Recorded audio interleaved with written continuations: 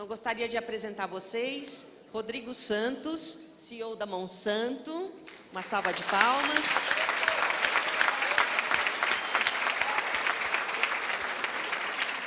O Rodrigo é engenheiro agrônomo, formado pela Universidade de São Paulo, tem um MBA pela Fundação Getúlio Vargas e pela Ohio University.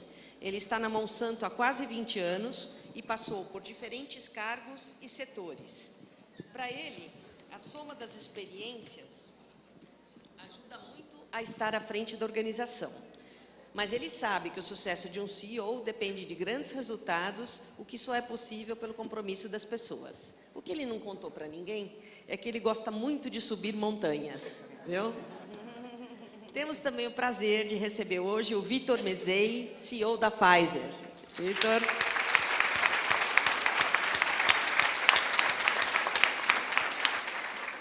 O Vitor tem mais de 25 anos de experiência em grandes indústrias farmacêuticas. Ele passou por diversas posições e países, entre eles Reino Unido, Holanda, Suíça e Estados Unidos.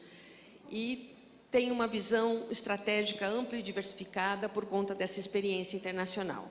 Em 2009, ele foi nomeado presidente da Pfizer Brasil e tem liderado a equipe em estratégias e iniciativas inovadoras e o crescimento da companhia no mercado institucional. Nós também temos o prazer hoje de receber a Mônica Herrero, CEO da Stefanini aqui no Brasil.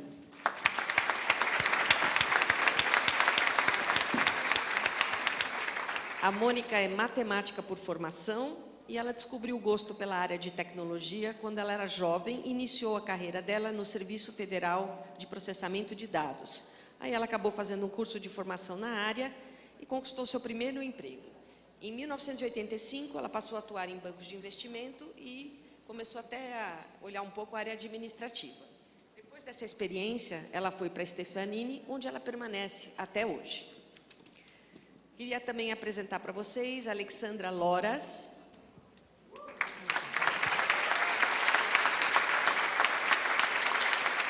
A Alessandra é empresária e consultora, ex-consuleza da França em São Paulo e autora de livros.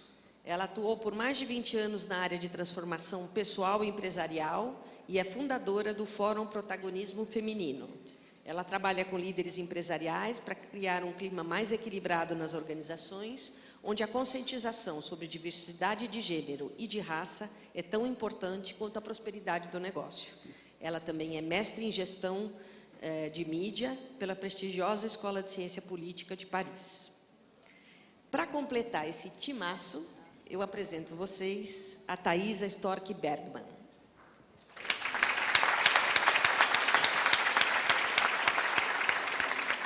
A Thaís é doutora em Física pela Universidade Federal do Rio Grande do Sul, fez pós-doutorado na Universidade de Maryland e no Instituto do Telescópio Espacial em Baltimore e estágios no Rochester Institute of Technology e no Harvard Smithsonian Center for Astrophysics.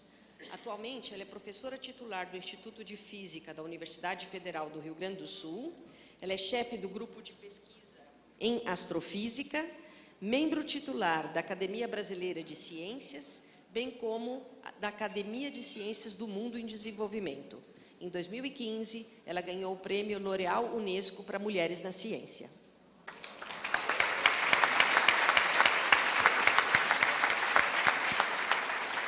E não poderia faltar, de volta, a nossa querida Elizabeth.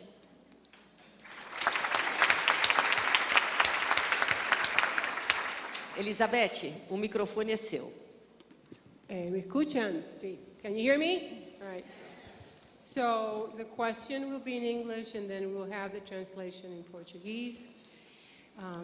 What a group. Oh my God, company I'm keeping this morning is incredible. Thank you again for inviting me. This is awesome.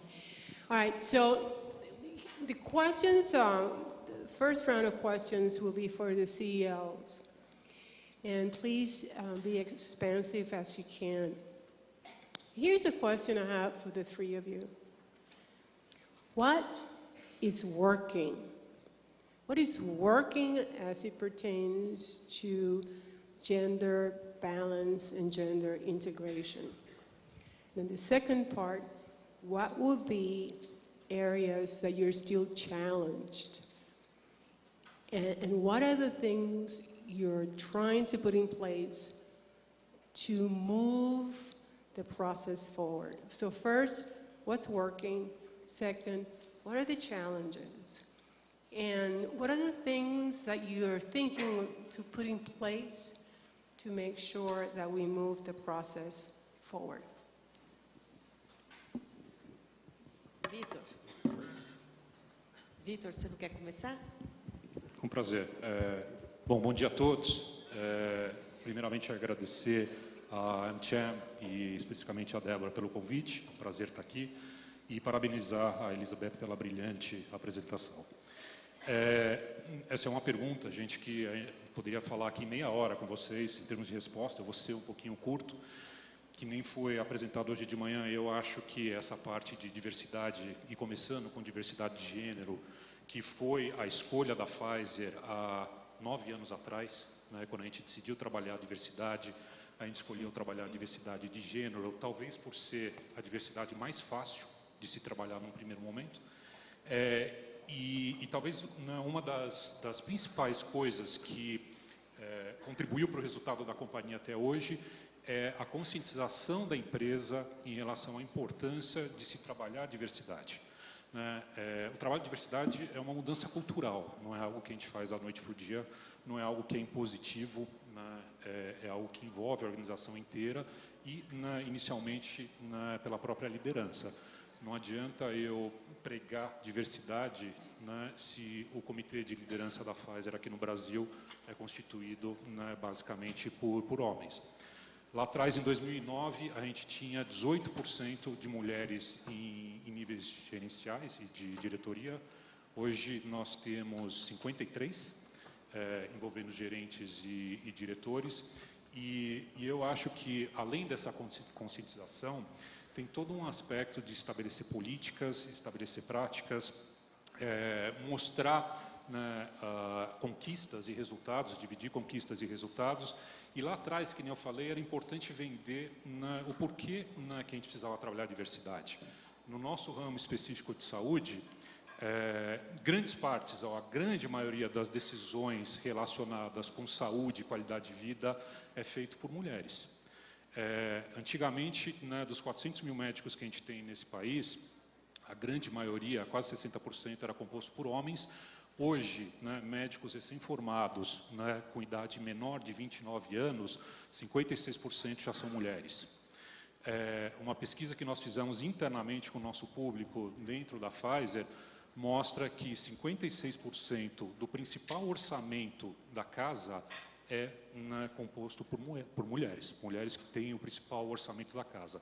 Ou seja, a importância de você ter uma organização que reflete a sociedade que a gente trabalha é fundamental, não só por causa dos resultados que nem a Elizabeth mostrou, e nós sabemos que 35% das empresas, ou as empresas que têm uma diversidade grande, têm, na sua grande maioria, 35% de resultados financeiros melhores, mas se a gente quer refletir os anseios, os desejos da sociedade, a gente precisa ter uma organização bastante diversa.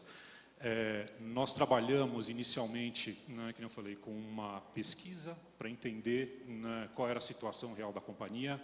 A gente montou um comitê de diversidade e inclusão, da qual eu tenho o prazer até hoje de ser o sponsor desse comitê, trabalhando exatamente essas questões que surgem de uma pesquisa, de focus group, de debate. Muitas das questões, às vezes, intrínsecas as mulheres, elas não aparecem numa pesquisa pura, você precisa mergulhar um pouquinho mais, entender as prioridades, as coisas importantes na vida de uma mulher, no diferente ciclo de vida, na diferente faixa de idade de uma mulher.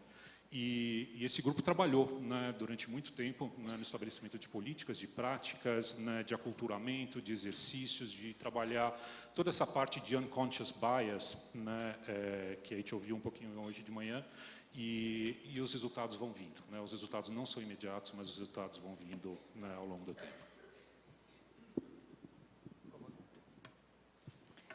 Bem, Eu acho que falar um pouco na Stefanini de diversidade de gênero é um programa que deu certo. Eu sou o exemplo disso, né? Então, hoje eu sou responsável pelo Brasil. Eu acho que a gente não tem nenhum programa específico para diversidade em geral, não só de gênero. Mas eu acho que o grande ponto diferencial da empresa, e eu sempre falo isso, é que a gente não tem barreira de entrada, né? Então, nosso processo seletivo ele já começa muito claro na meritocracia, independentemente de gênero. O nosso grande desafio hoje na organização como um todo, tanto em diretorias, em vice-presidências e tal, a média de mulheres na gestão dá uns 35%, que é bastante baixa, porque no nosso segmento a quantidade de mulheres é muito baixa. Então, o nosso maior desafio é capacitar mulheres, né, para o mercado de trabalho de tecnologia, né? Eu acho que esse é o maior desafio, é formar mais mulheres, né? Eu acho que internamente tem-se uma política muito clara de meritocracia. A gente também não quer, o fato de eu ser uma mulher na gestão, também tem uma preocupação de não valorizar simplesmente a promoção para as mulheres, tem que deixar muito claro que é por mérito mesmo, né? Eu estou com uma das diretoras aqui até, e é importante ela saber disso, que ela está ali por total mérito dela, né? Não é pelo fato dela ser mulher, né? E eu acho que o maior desafio, principalmente porque nós somos uma multinacional brasileira, hoje presente em 39 países, a gente estamos fazendo muita transferência de pessoas do Brasil para outras partes no mundo, e normalmente as mulheres têm mais dificuldade da mobilidade ainda, né? Os homens têm uma coisa da educação, como a Elizabeth estava falando, é mais fácil, acho que a gente cria isso na gente, que é mais fácil as mulheres acompanharem os homens do que ao contrário, né? A gente está quebrando alguns paradigmas. O ano passado a gente mandou uma diretora daqui para os Estados Unidos e a família acompanhou, né? E agora também nós vamos mandar mais uma, que também é uma mulher, onde a família também está acompanhando, né? E as duas são casadas, com filhos e tudo. Então, acho que esses são os grandes desafios nossos, é quebrar alguns paradigmas, né? E no nosso caso específico, em tecnologia, é formar mais mulheres, né? Eu acho que a cultura da empresa é muito claro não só para o gênero, mas também para diversidades em geral, é muito bem aceito. Por isso, a gente acaba tendo muita diversidade dentro da empresa. A gente já criou umas campanhas de vídeo onde as pessoas conseguem se pronunciar, né, dentro dessas diferenças, muito claro dentro da organização. Então, acho que é isso.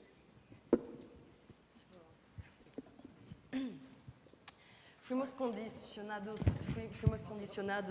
de geração em geração a achar que o homem era superior à mulher. E claro que as mulheres não estamos mais onde estivemos no passado, mas tampouco estamos onde merecemos estar e onde deveríamos estar. Se olhamos bem, saímos no Brasil mais diplomadas que os homens das universidades. E temos só 6% de mulheres nos boards executivos das empresas, quando somos, por 80% dos casos, as que escolhem a compra do produto. Então, claro que precisamos conquistar mais espaços. Isso é muito, muito necessário para agregar valor. Se olhamos, por exemplo, o caso da Carrefour, a Carrefour tem 58% de negros na empresa deles e 52% de mulheres, 18% de negros em cargos de liderança e 23% de mulheres em cargos de liderança. Essa empresa faz parte das 100 empresas mais poderosas do Brasil. Então, quer dizer, nesse aspecto, que não é para aplaudir essa empresa, mas só enxergar o quanto deveria ser assim.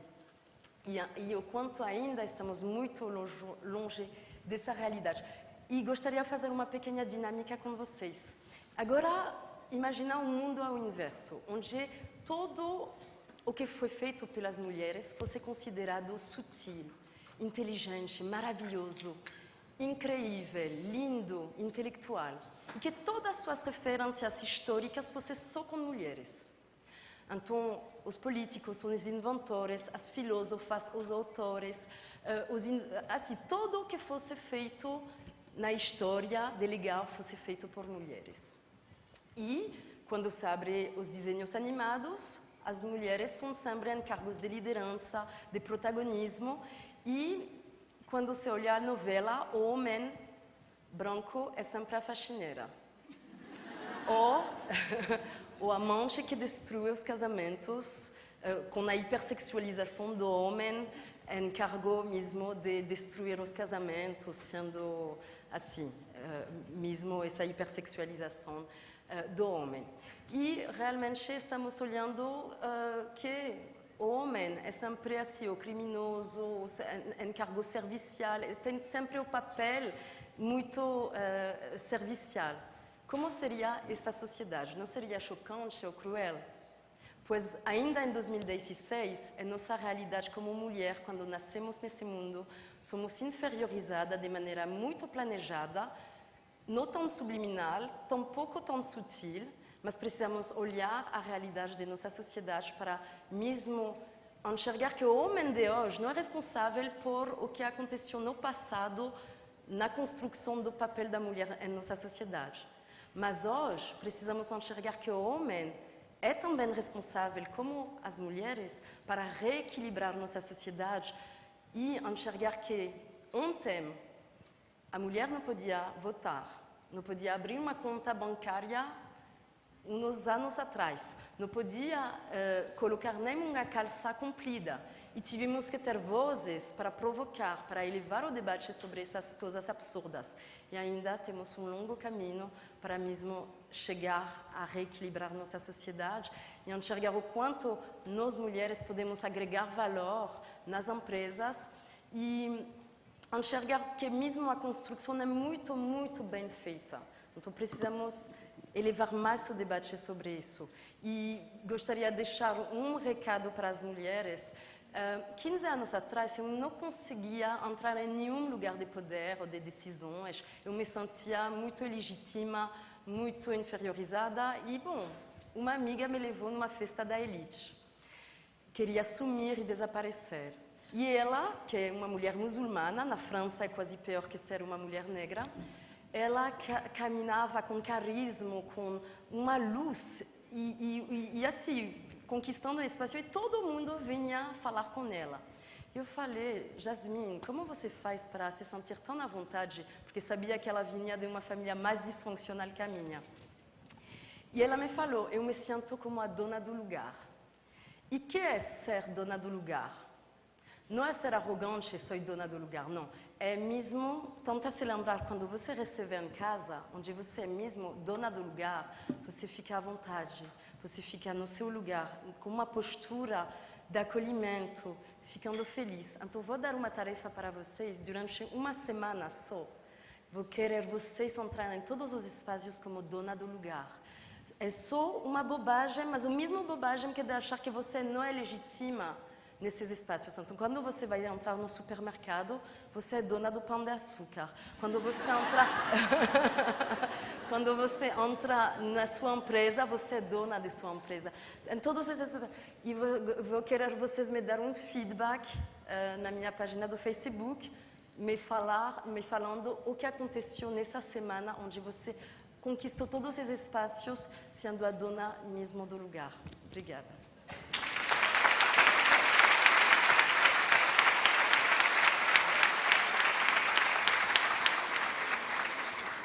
Bom dia a todos. Desculpa, esse grupo aqui eu vou ficar um pouco de costas. Um prazer estar com vocês aqui na Anshan de novo. Para começar a falar um pouquinho do que está funcionando, eu acho, na Monsanto, na minha visão, é que, primeiro, que a gente tem um objetivo muito claro na nossa mente. A gente está fazendo isso, a gente trabalha muito forte em inclusão e diversidade por causa de um objetivo muito claro. A gente acredita profundamente que isso vai trazer resultados melhores. Essa é a primeira razão. Resultados financeiros e os resultados de negócios melhores. Essa é a primeira razão por que a gente trabalha com isso. Todos os líderes que eu conheço querem resultados melhores, certo? Eu acho que você não conhece nenhum líder que não quer um resultado melhor. Portanto, essa é a primeira razão. A segunda razão é que a gente acredita claramente que cria um ambiente de trabalho mais inovativo, mais criativo, que é capaz de solucionar problemas complexos e trabalhar com a complexidade que a gente lida hoje. E esse é um trabalho que faz no dia a dia dentro da Monsanto. E, por fim, a gente acredita que isso são valores para nós, né? Não adianta ter os valores lá na parede se a gente não acreditar e viver isso no dia a dia. Portanto, integridade, respeito, diálogo, são valores que a gente prega na Monsanto. Como é que você vai ter isso como valores se você não trabalhar com inclusão muito forte, primeiro com uma inclusão muito forte, fazer com que cada pessoa dentro da organização conte e faça parte daquela empresa real, inteira, e também trabalhar com a diversidade. Então, esse é o motivo primeiro. O segundo, que é muito interessante para nós também, é que o que está funcionando, o que a gente acredita que funciona. Como traz resultados melhores, nossas empresas todas são muito boas quando tem um objetivo de negócio, né? Tem uma oportunidade de negócio, um lançamento de produto, um mercado, você monta um time de trabalho, estabelece uma estratégia, monta um plano de ação e funciona muito bem isso, geralmente. Bom, é a mesma forma que a gente aplicou para essa questão de inclusão e diversidade. Nós temos hoje uma governança corporativa para a inclusão e diversidade. Nós temos um grupo que é a sponsor, que faz parte do grupo. Nós temos business networks dentro da organização que trabalha os temas. Felizmente, hoje, nós trabalhamos com 3 temas fundamentais na questão de diversidade. Nós temos o Business Network de mulheres, LGBTA e de pessoas com deficiência. São os 3 que estão trabalhando com uma estratégia clara, com plano de ação, com objetivos e com execução para que a gente possa mover essa questão para um resultado melhor. Então, algumas das coisas. Outra coisa que a gente acredita muito, e é muito interessante essa reunião de hoje, que acho que é a primeira reunião na minha vida que eu vou falar, nossa, como tem poucos homens na reunião, né? É impressionante, eu nunca falei isso na minha vida, eu acho. Porque uma das outras coisas que é muito importante é trabalhar a liderança. Esse assunto, se traz mais resultados e importa para a organização, toda a liderança, que infelizmente ainda é, na grande maioria, homens, precisa estar engajada no assunto. Então, o desenvolvimento da liderança é fundamental. Os vieses inconscientes, ou unconscious bias que a gente estava falando, a gente trabalhou isso com todos os líderes da organização. Muitas vezes nas entrevistas ou nas promoções, os vieses inconscientes acabam impactando as escolhas que a gente faz, e não faz a escolha melhor, mas faz a escolha baseada nos nossos paradigmas que a gente tem. Então, essa é uma outra coisa que a gente acredita muito, que é desenvolver a liderança para estar preparada para essa questão de inclusão e diversidade. São fatores fundamentais. O que ainda a gente não está feliz ainda. A gente não consegue refletir na nossa organização a realidade do mercado, né? São mais mulheres se formando em biológicos do que homens. Raça, por exemplo, se você refletir o que nós temos dentro da Monsanto com o que tem na sociedade, está muito distante de refletir a sociedade. Então, a gente acredita que a gente tem um caminho muito longo pela frente. Felizmente, esse ano a gente está lançando mais alguns business networks para aumentar isso, mas é um começo, é uma jornada, só que com um alto engajamento da liderança, de todos os líderes da organização, e claramente trabalhar com essa mesma estratégia que a gente faz para negócios, fazer para esse assunto também, porque no final a gente vai ter um resultado melhor, um ambiente de trabalho melhor, um ambiente mais inclusivo, acaba sendo muito melhor para a organização, e a gente acredita que isso vai fazer com que a mudança aconteça. Uma última mensagem que eu queria dar em relação a isso, que é interessante, que eu acredito muito, é que as empresas podem impactar a sociedade. É muito interessante, se vocês imaginarem nessa sala, eu estava olhando os cartões lá fora, nós temos empresas de todos os setores, de todas as áreas da economia brasileira.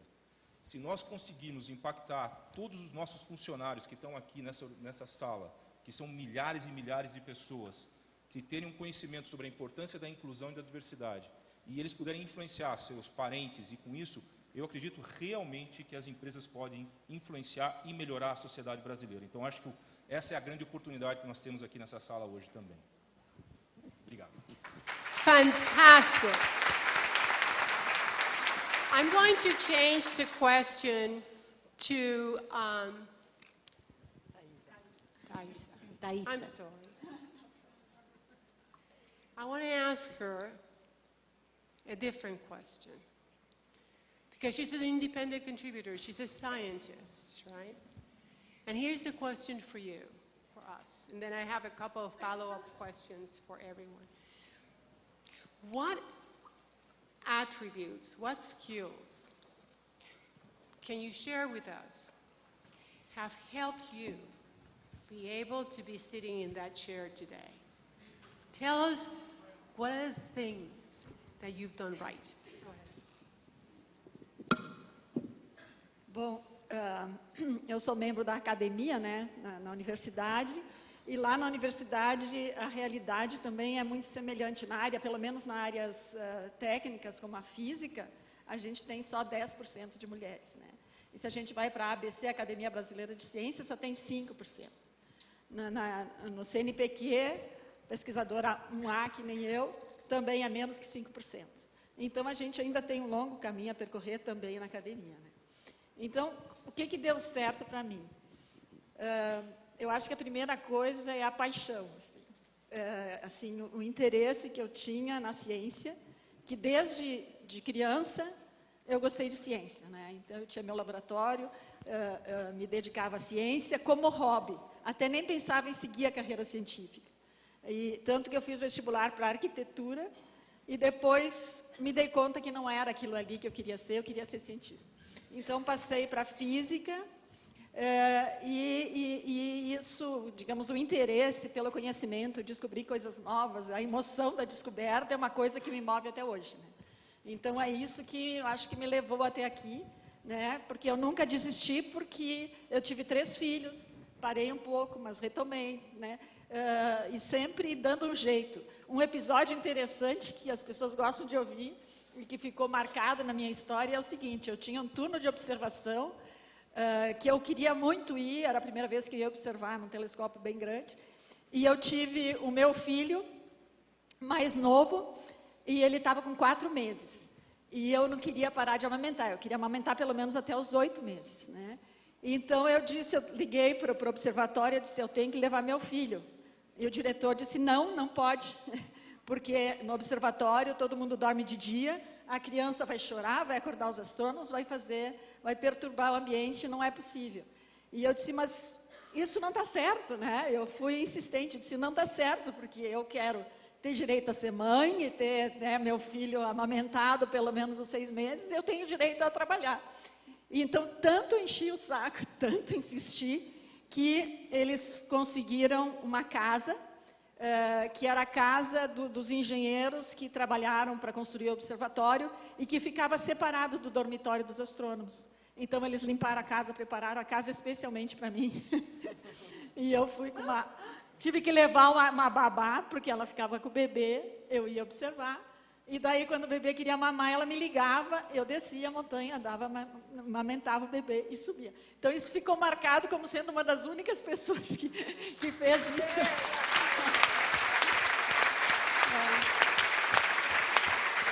Então, eu acho que até isso se encaixa dentro dos ensinamentos da Elizabeth, que a gente tem que procurar os seus caminhos, né? Dar um jeito, né? Achar soluções criativas, né?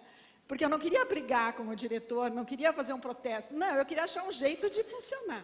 Então, e no fim ele achou graça e todo mundo gosta da história, né? Então, esse é um exemplo. Então, eu acho que para a gente chegar assim longe, acho que a persistência é muito importante e o amor que a gente faz, né? Então, acho que isso é o principal, né, do meu sucesso. Mas eu acho que essas iniciativas, como da AmCham hoje, né, estou muito orgulhosa de estar aqui, de terem me convidado, né, porque eu acho que são muito importantes, porque ensinam os caminhos, né, e eu estava dizendo para a Elizabeth, se eu tivesse tido essa aula dela, algumas coisas teriam sido mais fáceis na minha vida, né, porque existem meios de facilitar a jornada, né, e essa questão de uma espécie de preconceito até com o tom de voz das mulheres, isso eu senti ao longo, assim, quando tu vai apresentar alguma coisa, uma conferência, né? Eu tenho uma história de uma cientista que eu conheci, que ela era casada, os 2 eram astrofísicos, quer dizer, ela já é bem mais velha, mas ela era super brilhante, mas ela tinha uma voz muito aguda, aquela voz fininha, assim. E ela falava as coisas e as pessoas não davam bola. Daí ela cutucava o marido e disse, faz favor, fala, essa ideia que eu tive, legal, fala para mim. E daí ele falava, todo mundo prestava atenção. Então, é bem aquilo que ela falou, né? Então, eu não sei, e uma vez ela deu uma palestra, ela contou isso aí, ela disse que eu nasci assim, meu tom de voz é assim e não ajuda, então eu preciso da ajuda do meu marido para transmitir as ideias, mas por um lado, né, desmerecia ela, porque era ela que era a dona das ideias, né, e aparecia muitas vezes como sendo dele, né, ele que aparecia transmitindo as ideias. Né. Bom, então acho que era isso que eu queria dizer. One thing we want to make sure we clarify. When we mention things like my voice or my height or my color, we work with it. It's not like I can, even though there are ways of changing, to enhance if you want to. But I don't want us to leave the room assuming that certain things are going to just hold me back, right? I mention them because I have the opportunity to be with you for an hour to talk about a very important topic. And so I have to throw at you highlights that give you awareness. That said, what would be, from your perspective, the one thing that you feel has allowed you to be successful enough to be here with us? Eu acho que mesmo essa dinâmica que eu disse sobre o fato de enxergar o quanto eu não tinha referências de mulheres inspiradoras, negras, não entraram nos livros didáticos, o fato de ter a ausência de personagem dentro dos desenhos animados, de negros, de mulheres negras, na dinâmica, assim, como protagonistas dos desenhos animados, não tinha na minha infância. Então, quando quis entrar na ciência política, que é uma das melhores escolas na França, eu tinha essa voz me falando: Alexandra, puxa, você não pode entrar nessa escola. Não vai se ridiculizar e ir lá mesmo, você não tem o nível e você não vai conseguir enganar eles para poder entrar nessa escola. Bom, como eu já tinha o não, porque não estava nessa escola, já sabia que estava fora dessa escola. Então, o pior que podia acontecer era ficar fora. Eu tentei, e através de assim, programação neurolinguística, anos de coaching, eu consegui entrar. E não só entrei, vi a melhor de minha turma. E é lá que me di conta o quanto a sociedade tinha me marcado ao ferro de maneira subliminar, de que eu, como mulher, eu, como negra, não podia conquistar esses espaços. Então, hoje, eu tento resgatar a autoestima das mulheres e das mulheres negras através de minhas palestras, para mesmo enxergar o quanto todos temos talentos, todos temos um potencial enorme, quantos Beethoven nunca foram apresentados na frente de um piano.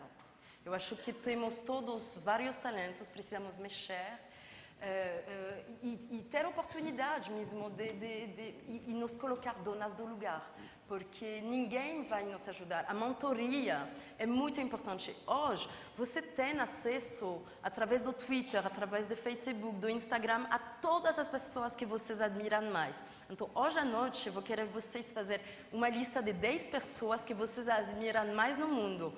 Pode ser a Oprah Winfrey, como pode ser sua vizinha. Mas vou querer você entrar em contato com essas 10 pessoas, através do Instagram ou do Facebook delas, e escrevendo assim: eu admiro muito o seu trabalho, gostaria de você se tornar meu mentor, e você me explicar como você chegou a esse nível, porque meu objetivo é chegar aonde você chegou, e essa mentoria seria só um encontro uma vez por mês para tomar um café e você talvez me apoiar, me dando dicas de como chegar onde você chegou. Tenta se lembrar quando você ajudou alguém. Você se sentiu poderoso de ter podido ajudar alguém. Então, deixa outras pessoas ajudar vocês no seu caminho. Mas não podemos chegar em altos níveis sem a ajuda de outros. E gostei muito suas colocações mesmo, porque é isso. Precisamos enxergar o quanto os CEOs de empresa têm vários coaches e vários mentores. Então, eles não chegaram lá assim, por magia. tem toda uma estratégia, um planejamento. Hoje, eu infiltrei todos os mundos mais difíceis de infiltrar. A aristocracia, a jet set, a mídia. Eu infiltrei todos esses mundos. E esses mundos têm códigos e protocolo. Então, é como mesmo tentar ter esses códigos para incorporar eles e to fake it until we make it. And understanding them. Very good. Fake it till we make it. Wonderful. So,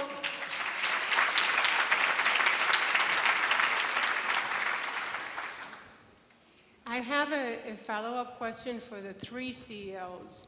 I mentioned to the group this whole idea of networking and reaching out to you, to senior leadership. What are your thoughts about that? Do you feel it's part of your role to reach out and educate your fellow women and men in the workforce? A gente acredita que sim, nós temos um programa de mentoring específico para as mulheres dentro da Monsanto. E só um dado que é muito curioso, que é interessante, como é importante o desenvolvimento da participação dos homens nessas discussões e o desenvolvimento da liderança nessa discussão. A professora citou um exemplo hoje que eu acho muito marcante, que é interessante a gente levar embora, né? Quando você tem um job posting na tua empresa, uma oportunidade, uma posição aberta, e você tem lá os requisitos para aquela posição, se o homem tem 30% dos requisitos, ele aplica. Para uma mulher aplicar, em média, isso é um estudo, uma estatística, para uma mulher aplicar, ela precisa ter 95% a 100%. Olha que interessante, eu como um líder, homem da organização, fazendo um mentoring com uma mulher, o quanto eu posso ajudar muitas vezes a desafiar e a criar o dono do lugar, a desafiar essas mulheres a ocupar essas posições. Então, a importância do programa de mentoring, mais da capacitação da liderança para fazer o mentoring adequado, e não falar preconceitos ou vieses inconscientes para vocês, é muito importante. Então, o programa de mentoring é muito importante com a capacitação da liderança para fazer um mentoring adequado, com conhecimentos, com alguns exemplos do que a gente viu hoje aqui e levar isso para o dia a dia. Então, a gente tem esse programa e também é importante, eu queria só ressaltar a importância do desenvolvimento da liderança para isso.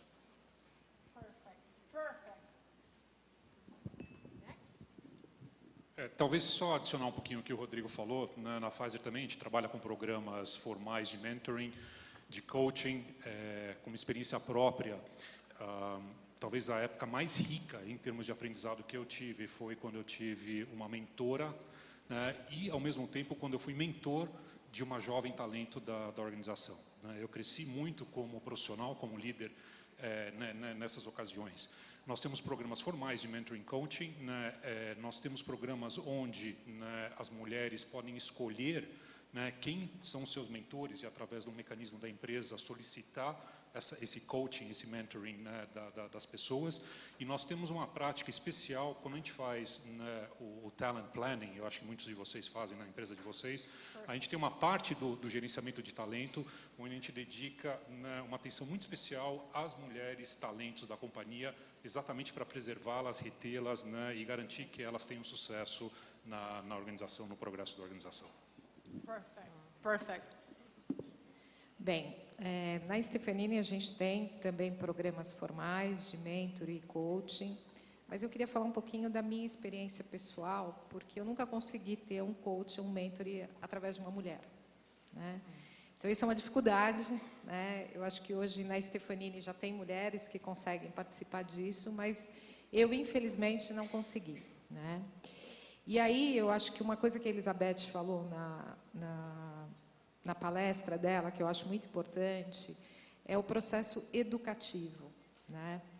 Então, assim, o quanto nós, como educadoras, num primeiro momento, e seja ela através de filhos, seja ela através de equipes e tal, o quanto a gente estimula, né, a nossa equipe a ter esse pensamento da diversidade, né?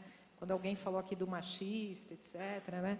O quanto a gente não desenvolve, porque muitas vezes o desenvolvimento dessa mentalidade machista vem das próprias mulheres, né? Então, o quanto a gente, na verdade, estamos estimulando na educação essa diversidade, né?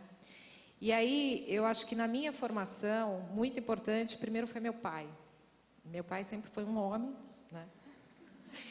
E ele teve uma sacada muito legal quando eu tinha 17 anos e tudo, e entrei na faculdade, né? E era um programa extremamente masculino, né? Eu não brinquei com Barbie, eu gostava de brinquedos de montar, de lógica, desde pequena e tal. E meu pai sempre incentivou isso, né? Então, assim, isso, talvez a minha mãe teria me levado muito mais para brincar de Barbie, né? E meu pai não, meu pai estimulou isso desde o começo, e sempre foi uma pessoa muito participativa, né? Então, para os homens aqui presentes, né, o quanto vocês fazem diferença também na educação e na formação, né? Isso é um diferencial. E na minha formação seguinte, eu sempre tive chefes homens, eu nunca tive chefes mulheres até hoje, né?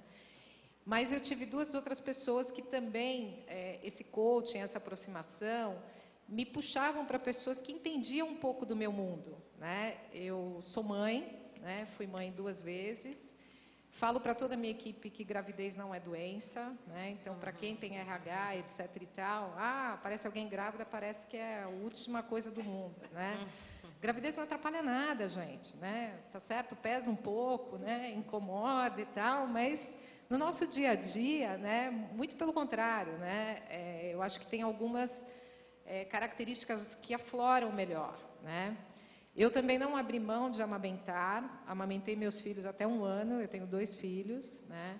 Isso era uma política minha, eu achava importante, né? Tive todo apoio, trabalhei em empresas diferentes nesse momento, o meu segundo filho já estava na Stefanini, e também não abri mão, e às vezes assim, não, você tem que viajar, problema nenhum, você leva uma trempa junto, mas eu não vou abrir mão de amamentar meu filho, né? Nem que eu tenha que levar aqui, sei lá quem seja, né? E um segundo ponto que eu acho importante na educação e que me ajudou a ter uma visão de executivo, de liderança e tal, foi meu marido. Eu casei muito nova, né? Nem o casamento, nem os filhos atrapalharam em nada a minha carreira. Eu acho importante isso, as pessoas terem claro. E a pessoa que mais me puxou e que mais me desafiava foi meu próprio marido, né?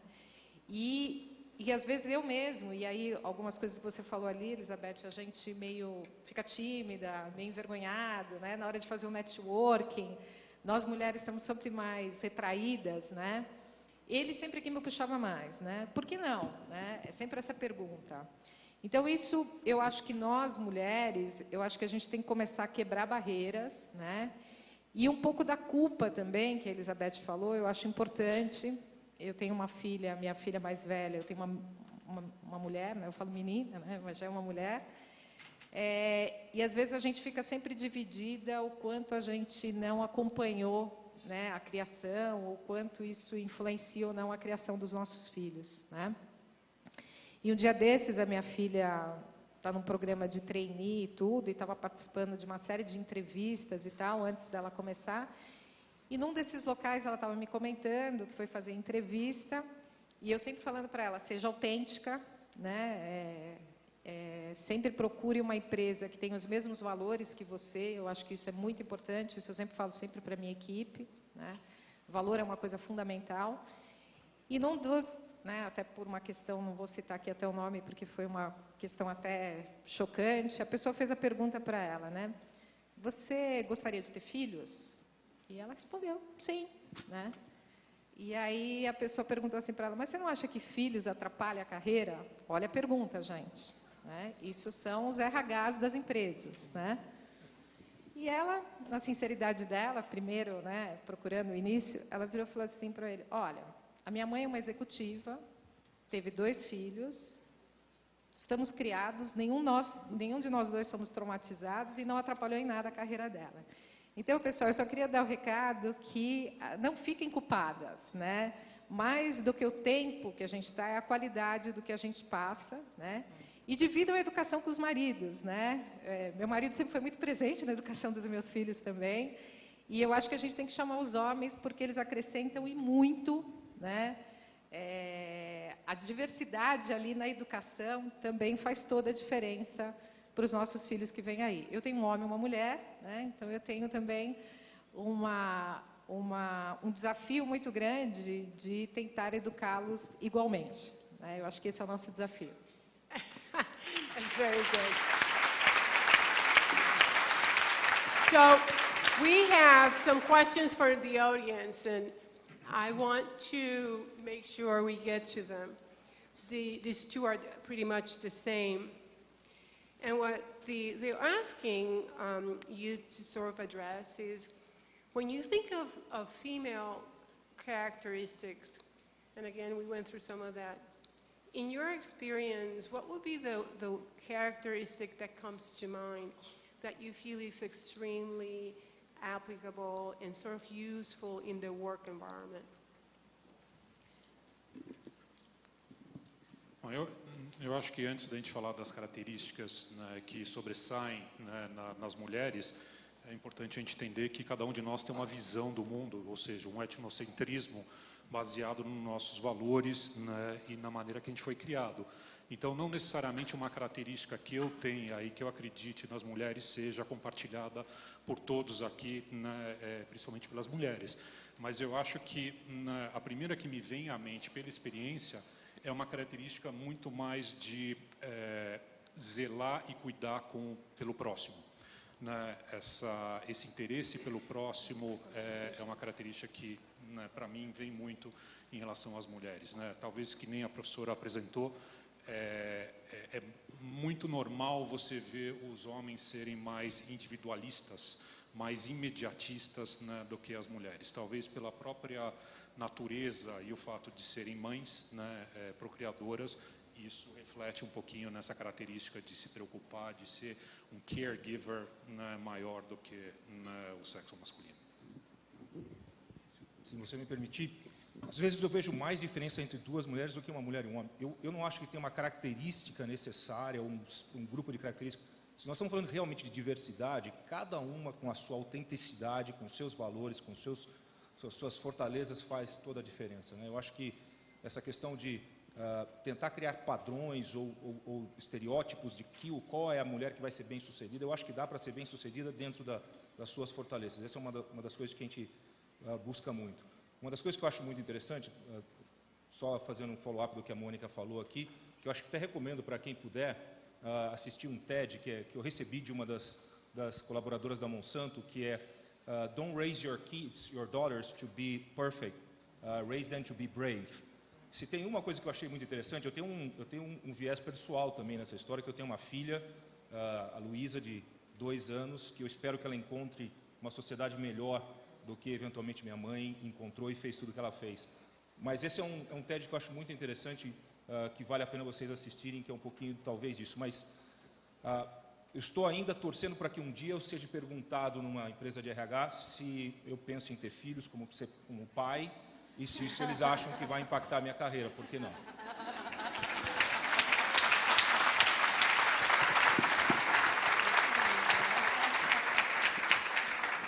I told you we're in great company, didn't I? So yes, we're going to go through. We're getting limited with time, so let's try to, because I have 4 more questions. Go ahead. Eu gostaria só acrescentar sobre uma pequena reflexão. Imagina colocar uma mãe judia que perdeu filho nesses conflitos mundiais, com uma mãe muçulmana também que perdeu filho e uma mãe católica. Imagina essas 3 mulheres que perderam então de seus filhos nesses conflitos mundiais e tenta imaginar qual seria o brainstorming delas para acabar com os conflitos mundiais. Será que as propostas delas seriam muito diferentes das propostas de nossos governos? Então, só para tentar pensar o quanto mesmo as mulheres trabalhamos muito a empatia, a compaixão, sabemos o que é dar vida, agregar valor e multiplicar nosso conhecimento com as comunidades. Então, o quanto mesmo dentro de uma empresa, se as mulheres somos 52% da população mundial, precisamos entrar muito mais nos debates, muito mais nos roteiros de como planejamos o mundo, para mesmo trazer mais empatia, mais compaixão e mudar o mundo mesmo, eu acredito. Absolutely. There is a question was asked of me in a sidebar, but I think it's a moment for us to go around. We'll start with you. Taina, it's the issue of women to women. So how is it that women become more collaborative with women? And we have to at least spend a couple of minutes with that topic. How can we unite women in sort of organization in order to impart each other? Sometimes I feel that it's worse when women have to work with women. Bom, eu acho assim que no cerne de todas as questões, dos problemas que a gente tem, está a educação, né? Então, eu acho que todos esses problemas que a gente enfrenta, né, é porque a mídia, os professores, nós mesmos não estamos ensinando bem as crianças, né? Então, a gente tem esses problemas como adulto porque a gente não ensinou bem as crianças. E eu acho assim que é uma tristeza que no nosso país a educação seja tão pouco valorizada. Então, eu quero aproveitar essa oportunidade de pedir para todo mundo, se puder, influenciar para melhorar a educação no Brasil, né? Eu acho que isso aí é uma prioridade zero aqui do nosso país, né? E pouco tem sido feito nesse sentido, né? Então, eu acho que se a educação for melhor, a menina lá dos 3, 4 anos de idade vai ter tanta chance ou tanto receptividade de brincar com tecnologia, né? Quanto o menino, né? Que hoje tem muito, a sociedade dirige muito isso, né?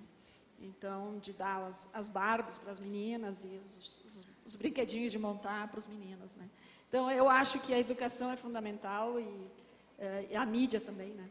Então, eu acho que uma coisa leva a outra. No fim, eu fugi da questão, que era como as mulheres trabalhar junto.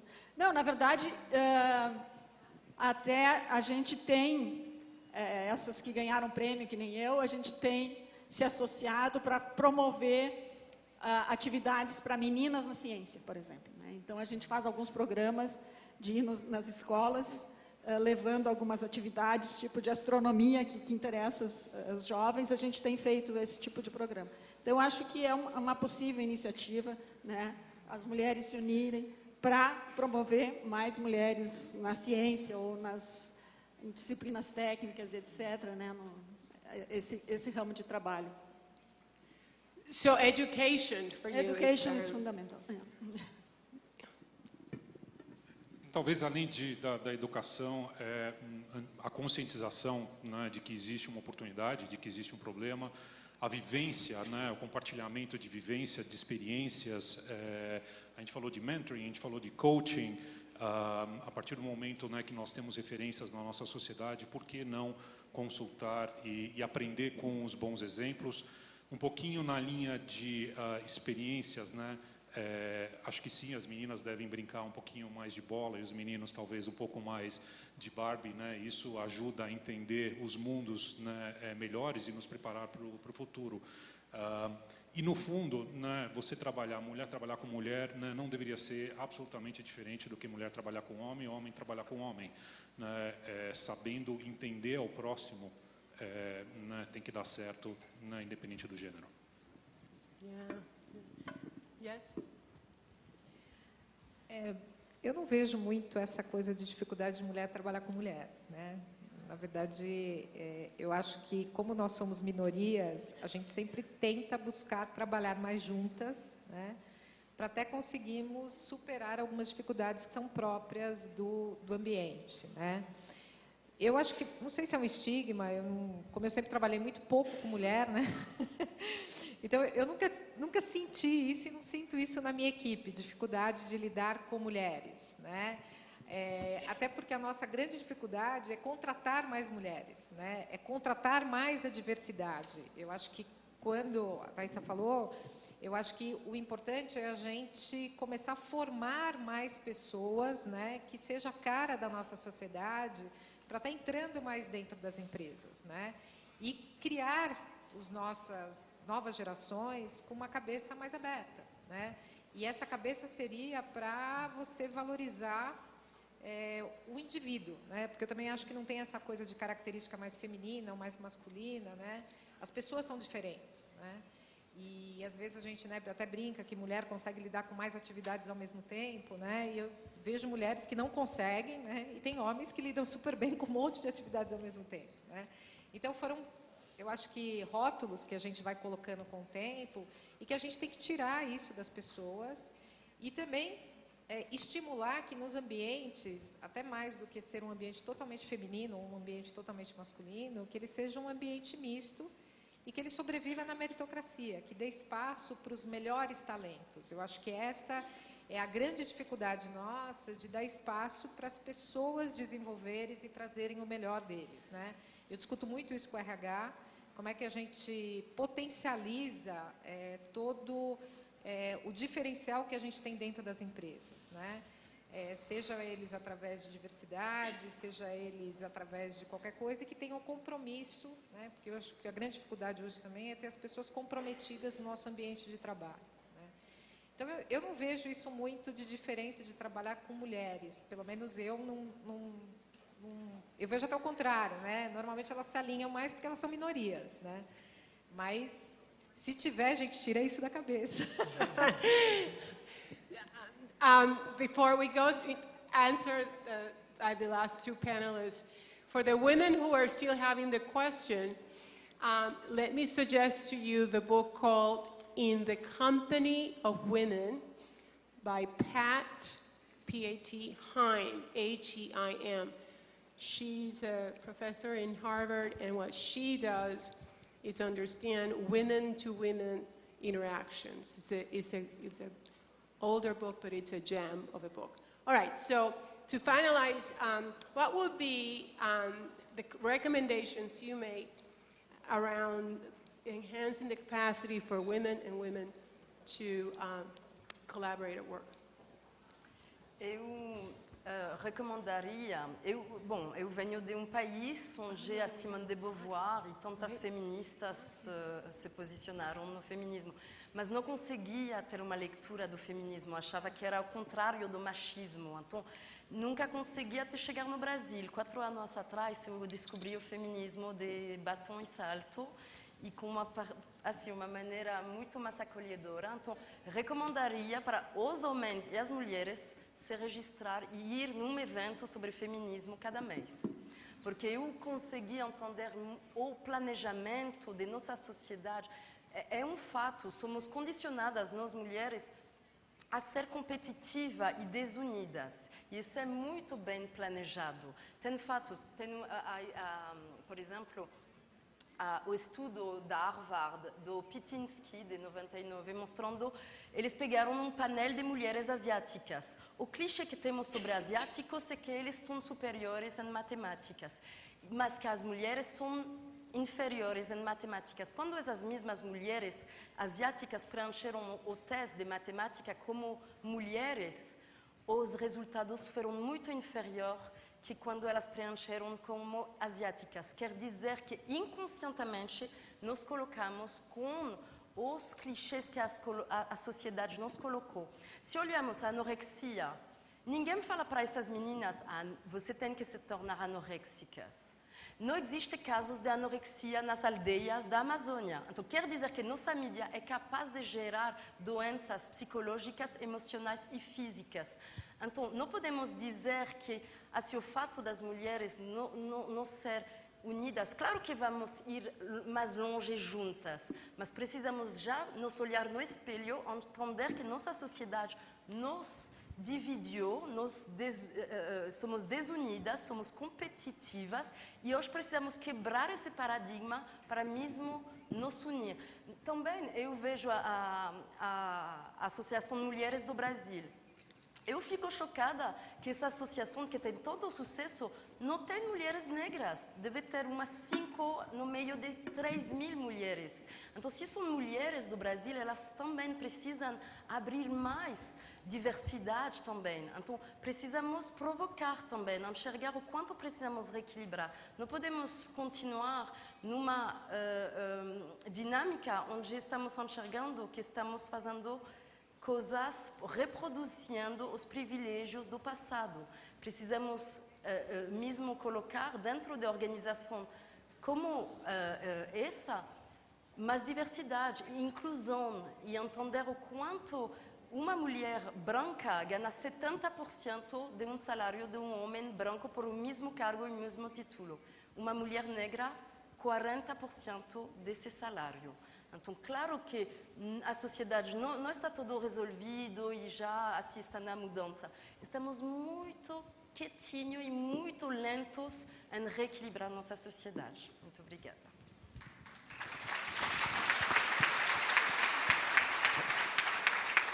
Eu me sinto desafiado pela pergunta, né, de como as mulheres podem trabalhar melhor. Eu vou dividir uma experiência pessoal que eu acho que como me ajudou.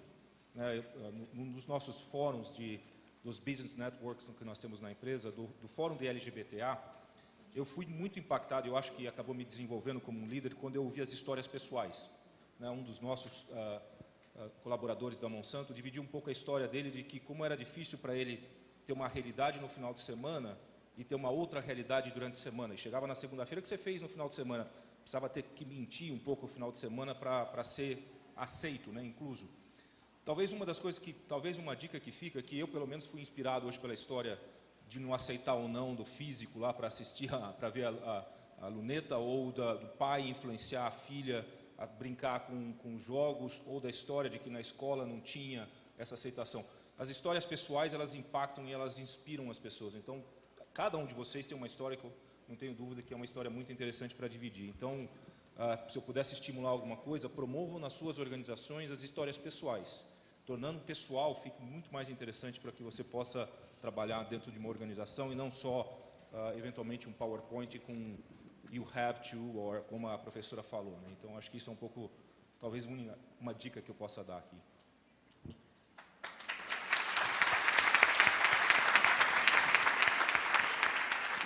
So they say that good times last a second. And we are in the process of wrapping up. And I was asked just to help wrap up the morning on behalf of AmCham, the interest of the program, and to capture some of what we heard from the panel. And here's what I heard loud and clear. I heard, or it transpired, that passion and resilience are really good attributes to have. You heard here the interest to move forward had a lot to do with that internal voice. And I couldn't agree, and obviously everybody knows in this room that there is quite a difference when we're doing something with passion and when we're doing something just because we have to. So passion and finding passion in your life is important. Resilience, and all of us here, we've fallen so many times. And some of the falls have been really hard. We still have the scars to show. But it's how we respond to the moment that makes a difference. And so as you go back and you think of, you know, this whole thing about gender, resilience, so what can I do today, tomorrow, to share between knowledge, to seek out advice, to stretch myself, and consistently move forward. I also heard in the room, in our discussion, that top management really cares. It's just that we don't have enough moments to have an opportunity to hear from them. And I'm going to put the three of you in a bit of a spot. Let more of the world know. Write. Let people be aware of your comments. When you're with your peers, discuss the importance, and I'm sure you do, but the more we speak about this whole topic, the better you'll get more educated. We also heard in the room that there are still areas for challenge.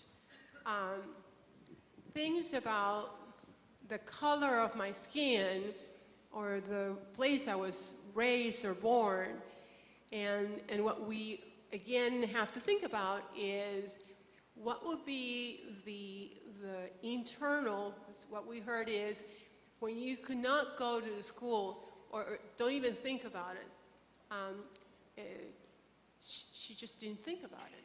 She said to herself, this is not an option for me. I'm going for it anyway, right? And so I call that the Teflon factor. Shh, doesn't stick. You allow your passion to carry you forward, and then you go and you enjoy an opportunity to meet and do and expand yourself. What we've discussed today is the most important conversation we can have in the work environment. You saw the numbers. You here in Brazil are in the very good company of great people. You've had an opportunity to hear, and there are so many people eager to help you. And so as we close, I want to thank all of you from el fondo de mi corazón, from the very bottom of my heart, and wish you continued success, and hope that life will bring us back sometime soon.